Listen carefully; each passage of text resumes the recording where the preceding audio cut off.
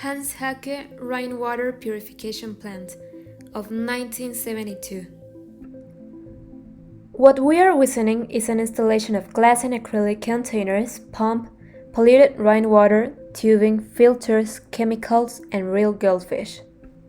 A container in which, if we put it in perspective for an average person inside, the water level would reach the cups. This rectangular, transparent receptacle is located in a gallery space. What we observe in this artwork represents a direct dependence between a living being and the artist. In this type of work, the artist is in charge of expressing the interest in the subsistence of the piece itself.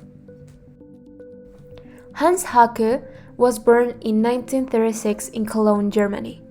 Currently, he lives in the United States of America and is still active. He has been active in the artistic scenario since the mid-1960s. He began to dialogue with minimalism that opened the gates for a critical stance regarding institutions. Haacke opted to work with physical processes with industrial materials such as glass. He works with the flow either human, natural, or capital, adopting a wide outlook. His installations explore the analysis of physical and biological systems. Remembering that the ecological is divided into three intrinsic categories: environmental, social, and mental ecology.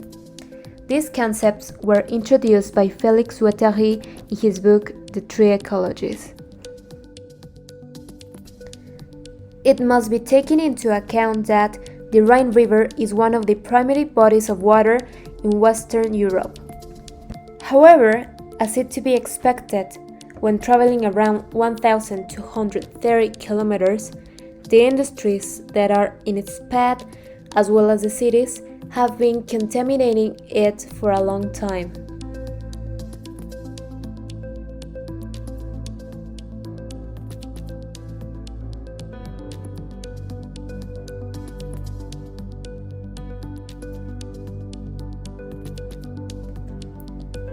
So for this project, Hans Haacke elaborated a piece where he collected water from the Rhine River in glass jugs with chemical injections. This water later passed through a basin where it had to go through charcoal and sand filters to finally be emptied clean in the tank with fish. The main idea of this work is to connect the three phases of ecology in terms of Guattari, to address a political issue from the conjunction of art and life.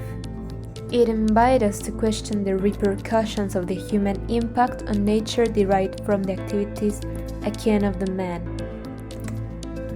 Bioart shows the intersection of culture and nature. This piece is clear to visualize this relationship.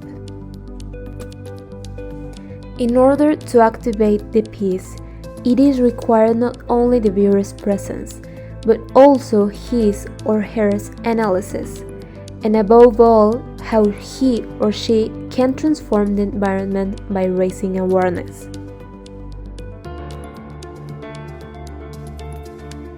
According to its context, the works with which this work may be related question the quality of nature understood from materials and also as a place.